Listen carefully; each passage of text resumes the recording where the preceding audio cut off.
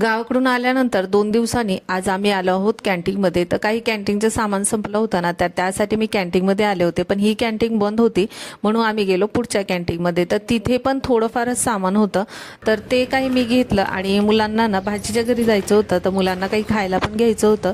तर बिस्किटं वगैरेच भेटले, बाकी दुसरं काही भेटलं नाही. तर रसगुल्ले वगैरे ना कॅन्टीनमध्ये खूप छान भेटतात, पण नव्हते म्हणून मी काय मग जेवढं होतं तेवढं सामान घेतलं. आणि त्यानंतर गेलो भाजीकडे. तिथे थोड्या वेळ थांबलो, तर ती जेवण केल्याशिवाय आम्हाला काही येऊन देत नव्हती. तर मग आम्ही जेवण केलं आणि संध्याकाळी मग येताना मी ह्या मिरच्या आणल्या होत्या.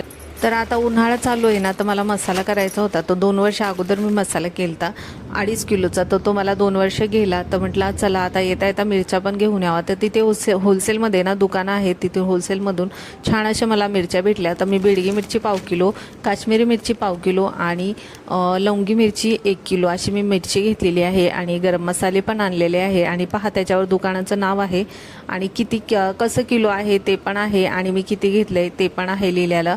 तर आपल्याला ह्याच्यामुळे ना व्यवस्थित भाव कळला जातो आणि व्यवस्थित आपण किती घेतलं आहे, कितीला आपल्याला भेटलं आहे ते व्यवस्थित आपल्याला समजतं आहे. तर मी काही गरम मसाले घेतले होते. आणि कॅन्टीनमध्ये ना लवंग, काळी मिरी, मोठी विलायची, छोटी विलायची हे सर्व भेटतं. तर मी आता जे माझ्याकडे घरात होते ना, मी ते काही गरम मसाले आणले नाही आणि जे नव्हते ते मी घेऊन आले. त्यानंतर मी काल भाजीकडे जायच्या अगोदरच, कॅन्टीनला जायच्या अगोदर मी दळणं करून ठेवलेले होते. तर म्हटलं चला सकाळ सकाळ ते दळणं पण करून घ्यावा. आणि सकाळी उठूनच मी मिरच्या वगैरे पण निसून घेतल्या होत्या.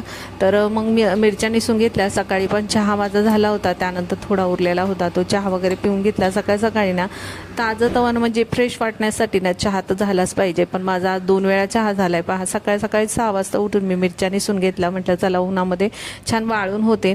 तर माझ्या गॅलरीमध्ये पहा पूर्ण आतमध्येपर्यंत हे ऊन येतं. त्या उन्हामध्येच मी सकाळी लवकरच मिरच्या निसून ठेवलेल्या आहेत वाळायला. तर मिरच्या वाळतात तोपर्यंत माझे इथे पिठं पण दळून होत होते. तर इथे पहा 1 किलो मी उडदाची डाळ आणली होती आणि 1 किलो मी मुगाची डाळ आणली होती. त्याचे मला पापड करायचे होते, त्यासाठी मी ही डाळ आणली होती. तर डाळ पण मी उन्हामध्ये छान वाळवून घेतली आणि त्यानंतर आता दळायला टाकते. तर मी बाजरीचं आणि गव्हाचं पीठ पण दळून घेतलं होतं आणि त्याचबरोबर म्हटलं पापडाचंही पीठ दळून होईल. तर त्यासाठी पहा मी डाळी घेतलेल्या आहे. 1 किलो डाळ मी मुगाची घेतली आणि उडदाची 1 किलो डाळ घेतली.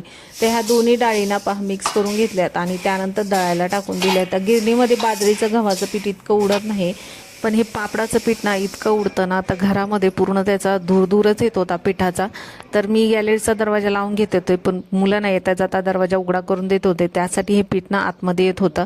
तर मग मिरच्याचं काम मी आवरून घेतलं आणि त्यानंतर घरातलं सर्व कामं आवरून घेतले. पहिलं घर पुसून घेतलं आणि त्यानंतर बाकीचे कामं आवरून घेतले.